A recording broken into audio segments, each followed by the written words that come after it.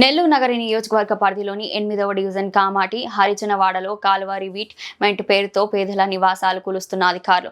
మంత్రి మాటలు నీటి మాటలు. 30 అడుగులు ఉన్న పేదలకు ఇళ్లను కూలుస్తారా? సిపిఎం నేతలు.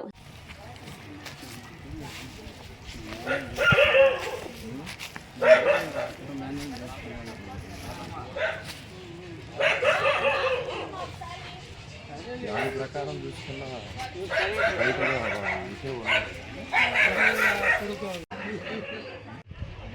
బంధువులే కాబట్టి బంధువులు అంత గట్టిగా పట్టుకోవాలి. కొంచెం ఇచ్చేస్తే అబ్బాయి లేడు, చనిపోయాడు అబ్బాయి. చెప్పలేవా సురేష? నీకు తెలుసు కదా, చెప్పు. అంటే అప్పుడు ఉండేది ఈ పక్కంతా తోటలు ఈ పక్క వాళ్ళే, ఈ సైడ్ వాళ్ళే ఇక్కడ తోటలు వేసుకునేది. ఈ కాలంలో చెట్లు వేసుకోవడము. నెల్లూరు సిటీ నియోజకవర్గ పరిధిలోని 8వ వార్డు కామాటి హరిజనవాడ. ఈ ప్రాంతం ఇక్కడ ఉన్నటువంటి రామచంద్రాపురం ఈ ప్రాంతాలన్నీ కూడా ఏర్పాటు కాకముందే 60-70 ఏళ్లకు పైగా ఇక్కడే నివాసం ఉంటూ అనాదిగా వీళ్ళ తాతలు తండ్రుల దగ్గర నుంచి నివాసం ఉండేటటువంటి ప్రాంతం. పూర్తిగా ఇది దళితులు నివసించేటటువంటి ప్రాంతం. నిరుపేదలు దళితులుగా ఉన్నటువంటి వాళ్ళు నివసించేటటువంటి ప్రాంతం. ఈరోజు కాలువల యొక్క రివిట్మెంట్ పేరుతో వీళ్ళ ఇళ్ళన్నీ కూడా పగలగొట్టేదానికి అధికారులు వచ్చి మార్కింగ్ ఇచ్చారు. ఏ నోటీసులు ఇవ్వలేదు.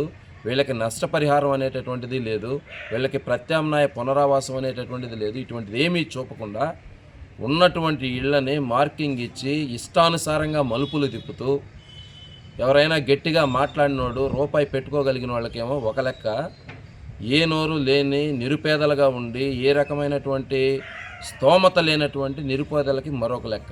ఈ తరహాలో నెల్లూరు నగరపాలక సంస్థ అధికారులు వ్యవహరిస్తూ ఉన్నారు. ఇది మంచి పద్ధతి కాదు. ఒకటి అడుగుతున్నాం, 8 అడుగులు కాలువ కడుతున్నారు.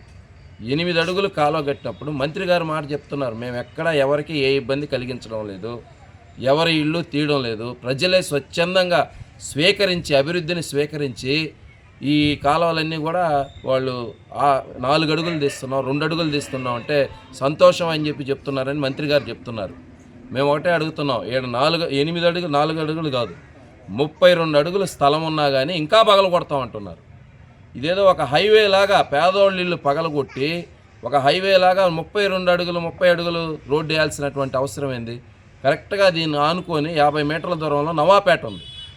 పెద్ద నవాపేట రోడ్డు హైవేకి లింక్ పోతా ఉంది. కాలువ కట్టండి, కాలువ మీద రివిట్మెంట్ వేయండి.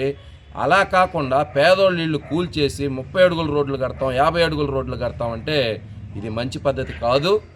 8 అడుగుల కాలువ కట్టేదానికి రివిట్మెంట్ చేసేదానికి ఇక్కడ ఎవ్వరు కూడా అభ్యంతరం పెట్టడం లేదు.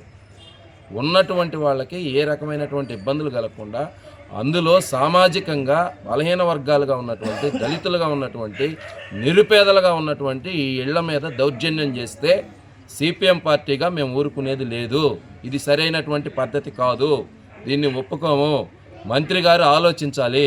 ఇది మంత్రి గారికి తెలిసి జరుగుతుందా లేదా మంత్రి గారి నోటీసులో లేకుండా ఇక్కడ కొంతమంది అధికారులు కానీ స్థానిక నేతలు కానీ ఏమన్నా అత్యుత్సాహం ప్రదర్శిస్తున్నారా వాళ్ళు పరిశీలించుకోవాలి.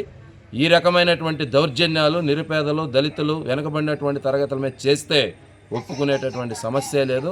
తక్షణమే ఇక్కడ 8 అడుగులు కాలువ కాదు, ఇంకో 2 అడుగులు ఎక్స్ట్రా వేసి 10 అడుగులు 12 అడుగులు కట్టుకోవాలి, కావాల్సినంత స్థలం ఉంది.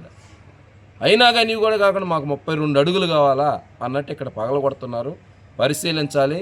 పేదోళ్ళ ఇల్లు పగలగొట్టేటటువంటి చర్యలు ఆపాలని చెప్పి మేము డిమాండ్ చేస్తున్నాం.